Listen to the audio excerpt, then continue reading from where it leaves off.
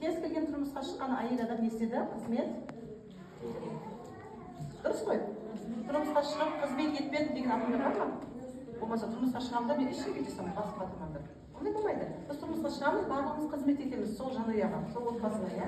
Тамағын істесін, туасын, соны қонағын күтесін, қайын жұртты күтесін, әйтеуір біз осыларға бір пайда тисе екен деп жүгіріп жүреміз, бәріміз солай жасаймыз. Келісеміз ғой. Кез келген іс әрекетін қызмет ету іс әрекет. Іс әрекеттің артында не тұрады? Кез келген іс әрекеттің артында адамның ниеті тұрады. Келісесіздер, иә? Кез келген іс әрекет. Ниетсіз ол іс әрекет жоқ та, негізі ниет болады. Әйтеуір бір ниетпен біз оны, менде ниетім бар, сізде ниетіңіз бар, әйтеуір бір ниет болады. Ниет қандай екіге бөлінеді топта? Ради Аллаха, Аллахтың разылығы үшін и ради эго, иә, ради себя. Осы екіге бөлінеді. Не? Тек осы. Қалай ойлайсың, неге екіге бөлінеді? Неге 3-ге, 10-ға, 45-ге емес? Неге ол? Ниеттің артында только вот ниет только екі түрлі. Или Аллахтың разылығына емес. Міне, болды солай. Неге екеуі? Өйткені жаннат пен тозақ екеуі. Аллахтың разылығына дегенде жанат, ради эго өзім, олар уже жаман нәрсе. Ради эгоның астында не тұрады негізі? Ради эгоның астында негізі признание тұрады. Не ол признание деген? Өзін мойындату, дәлелдеу, мойындату. Мені мойындады. Қалай мойындайсыңдар? Жақсы әйел, жақсы келін, керемет екенімді мойындады. Ничего не знаю, мен мойындау керек. Сонда қызмет етеді не үшін? Мойындатқызу үшін. Ниеті қандай болып тұр? Мен мойындасам. Ел мықты әйел деп мойындасам. Мықты келін деп мойындасам. Мықты ана деп мойындасам. Но мойындату и Аллахтың разылығы екеуі бірге жүреді ма? Екеуі бірге жүре алмайды. Или мойындатқызады, или Аллахтың разылығына. Хорошо? Адам одновременно рай или ад не может попасть. Или рай, или ад, дұрыс қой. Сіз екеуіне түсе алмайсыз, или болмаса мен екеуіне тұрған бүгін отырасыз, бата алмайсыз, сөйлейтін болады. Обязательно или былай кетеді адам.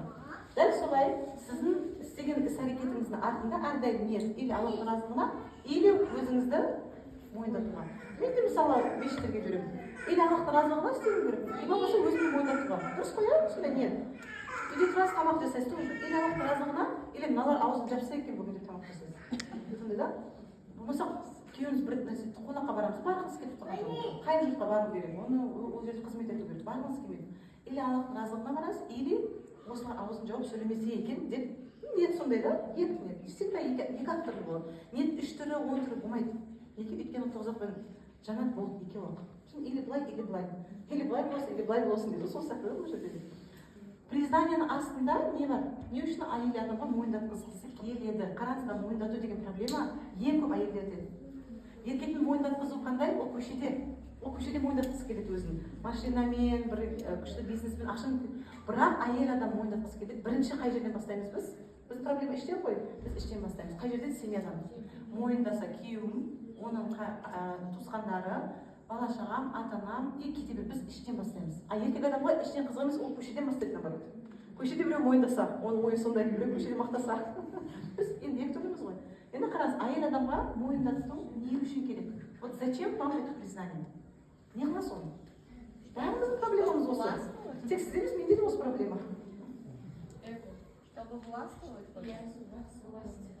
Запомните, мойындату керек только ради власти. Власть деген не деген сөз? Билік. Жақсылық істеу арқылы ер адамды билеу. Сонда біз сонша жақсылықты не үшін жасайды екенбіз? Онымен управление билеу үшін. Қолыңызды ұстап алып, менің айтқаным болса, тек менің ойым болса, тек мен не айтамын, сол мен айтқанымнан шықпай жүрсе. Дұрыс қой, иә? Демек, властың астында не жатады екен?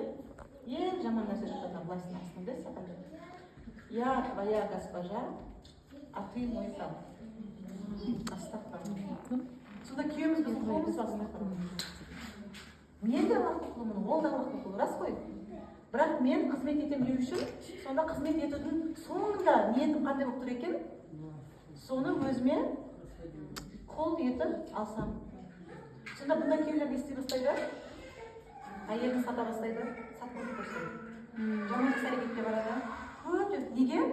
Оған айтып жатыр, я не твой раб. Мен сенің құлың емеспін. Сенің мынау қызмет етіп, мені былай ұстап жасамайсың. Ондай болмайды. Түсіндіре алдым ба? Біздің ең көп пысық болып жүгіріп жүргеніміздің соңында осыған ұрыну мүмкін. Бұл не деген сөз? Бұл біздің эгомыздан басталады. Мойындатқызудан басталады. Билеуден басталады. Соңында осыған алып келеді.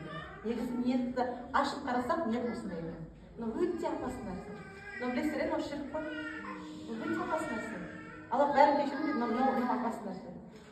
Сонда енді біз күйеуімізге қызмет етпей қоямыз ба енді? Бас керейге қоймай бүгінде басушы кестемен қояйын деген. Ондай тема жоқ.